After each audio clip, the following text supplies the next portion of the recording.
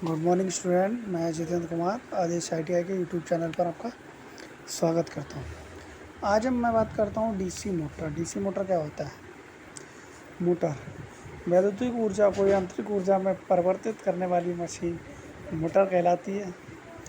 DC supply से यांत्रिक ऊर्जा पैदा करने वाली मशीन डीसी मोटर तथा AC सप्लाई से यांत्रिक ऊर्जा पैदा करने वाली मशीन को AC मोटर या अल्टरनेटर कहते हैं। डीसी मोटर क्या होता है?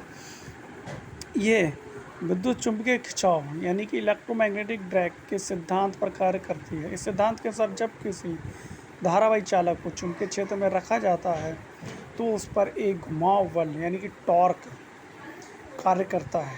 डीसी मोटर तथा डीसी जनरेटर की बनावट समान होती है, किंतु फ्रेम की संरचना थोड़ी सी भिन्न होती है। डीसी मोटर की घूर्ण दिशा ज्ञात करने के लिए फ्लेमिंग के बाएं हस्त के नियम का प्रयोग करते हैं। फ्लेमिंग का वाम हस्त नियम यानी कि फ्लेमिंग लेफ्ट हैंड रूल्स। इस नियम के अनुसार यदि किसी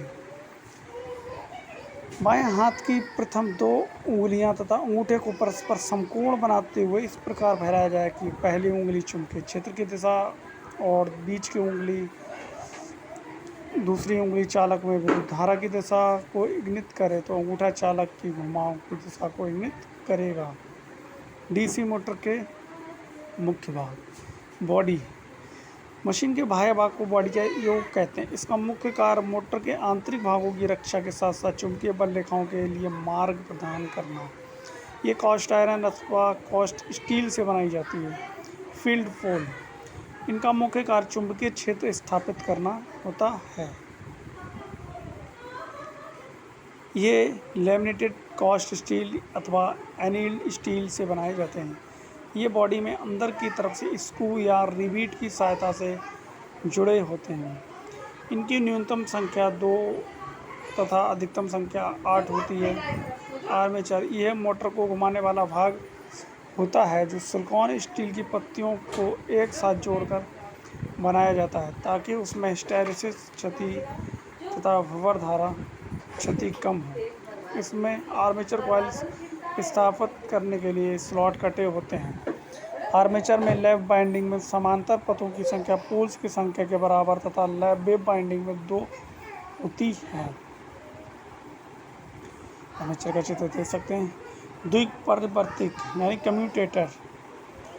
कम्यूटेटर क्या होता है? ये हार्ड ड्राइंग तांबे की मोटी पत्तियों के बैकेलाइट के आधार पर कसकर बनाया जाता है। पत्तियों के बीच में अब्रक भरा जाता है। ये आर्मेचर के साथ सॉफ्ट पर लगा होता है। ब्रश ये कार्बन का बना होता है। कार्बन के बने ब्रश नरम और लुब्रिकेटिंग होते हैं। ब्रश के द्वारा ही करंट मोटर को दिया जाता है। विरोधी विद्युत भाग बल बैक EMF फैराडे के विद्युत चुम्बकीय प्रेरण के नियम के अनुसार मोटर के आर्मेचर में फील्ड पोल द्वारा स्थापित चुंबकीय फ्लक्स के कारण एक विद्युत भाग बल प्रेरित हो जाता है जिसे विरोधी EMF बैक EMF कहते हैं। इसे काउंटर विद्युत भाग बल भी कहते हैं। बैक EMF आरोपित विद्युत भाग बल का विरोध करता है। बैक EMF की दिशा फ्लेमिंग के दाएं हाथ के नियम से ज्ञात की जाती है। बैक EMF का मान सदैव आरोपित EMF से कम होता है। इसे EB से प्रदर्शित करते हैं। डीसी मोटर में बैक EMF नहीं होने पर मोटर गति नहीं करेगा। बैक EMF ज्ञात करने का व्यंजक होता है EB बराबर φZn/16 P/A, जहाँ पर फाई बराबर होता है प्रति पोल चुंबकीय फ्लक्स, Z बराबर आर्मेचर चालकों की संख्या, N बराबर घूर्ण गति, P बराबर पोल्स की संख्या और A बराबर होता है आर्मेचर वाइंडिंग में समांतर पथों की संख्या। मोटर स्टार्टिंग के समय उच्च धारा लेती है क्योंकि उसे EB का मान 0 होता है। आरोपित विद्युत भाग बल B तथा बैक EMF में निम्न संबंध होता है। EB बराबर B माइनस IA/RA। IA बराबर होता है आर्मेचर धारा, RA होता है आर्मेचर प्रतिरोध। आर्मेचर टॉर्क क्या होता है? इसे TA से प्रदर्शित किया जाता है। ये प्रतिपोल चुंबकीय फ्लक्स तथा आर्मेचर करंट पर निर्भर करता है। डीसी मोटर की गति। डीसी मोटर की गति बैक EMF के अनुक्रमानुपाती तथा फ्लक्स के व्युत्क्रमानुपाती होती है। उपरोक्त तथ्य निम्न सूत्र से प्रदर्शित होते हैं। N समानुपाती होता है B माइनस IA/RA/φ। N बराबर होता है B माइनस IA/RA/K φ। जहाँ एन बराबर होता है आर्मेचर की घूर्ण गति आरपीएम में, बी बराबर होता है आरपी ईएमएफ वोल्ट में, आई ए बराबर होता है आर्मेचर धारा एम्पियर में, आर ए आर्मेचर प्रतिरोध ओम में, फाई बराबर होता है फ्लक्स वेबर में, जेड बराबर होता है आर्मेचर चालकों की संख्या, पी बराबर होता है पोल्स की संख्या, ए बराबर होता है आर्मेचर में समांतर पथों की संख्या, जहाँ के बराबर होता है z v upon 60 A. DC motor का वर्गीकरण। डीसी मोटर मुख्यतः 3 प्रकार की होती है। नंबर 1 सीरीज मोटर, दूसरी शंट मोटर और तीसरी होती है कंपाउंड मोटर। नंबर 1 हम बात करते हैं सीरीज मोटर क्या होती है। इनमें फील्ड वाइंडिंग आर्मेचर वाइंडिंग के श्रेणी क्रम में संयोजित होती है। मतलब जो फील्ड वाइंडिंग होती है वो आर्मेचर वाइंडिंग के श्रेणी क्रम में ही लगी होती है, इसलिए हम इसे सीरीज मोटर भी कहते हैं। सीरीज मोटर में आर्मेचर कॉइल कम्यूटेटर से प्रेरक के द्वारा जुड़ा रहता है। इसकी फील्ड वाइंडिंग मोटे तार तथा कम लपेटों वाली बनाई जाती है।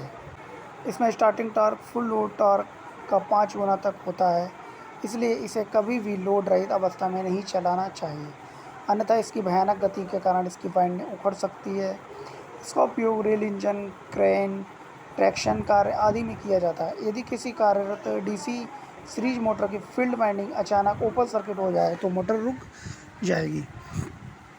लोड बढ़ने पर डीसी सीरीज मोटर का टॉर्क बढ़ता है और सीरीज मोटर में कम लोड पर गति उच्च होती है, सीरीज मोटर में निम्न टॉर्क पर उच्च गति होती है। दूसरा बात करते हैं शंट मोटर।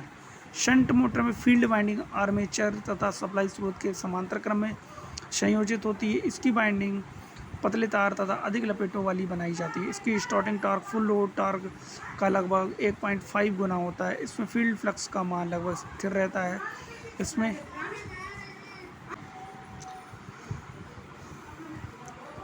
फील्ड फ्लक्स का मान लगभग स्थिर रहता है। इसमें स्थिर गति वाली मोटर भी कहा जाता है, क्योंकि लोड बढ़ने पर इसकी गति में बहुत ही कम परिवर्तन होता है। तब grinder, blower, drill machine, polisher आदि में किया जाता है। यदि कोई डीसी शंट मोटर लोड रहित अवस्था में कार्य करता है और फील्ड वाइंडिंग ओपन हो जाए तो मोटर रुक जाएगा। इस मोटर में लोड टॉर्क के अनुक्रमानुपाती होता है। इस मोटर में टॉर्क वृद्धि का गति पर पड़ने वाला प्रभाव नगण्य होता है।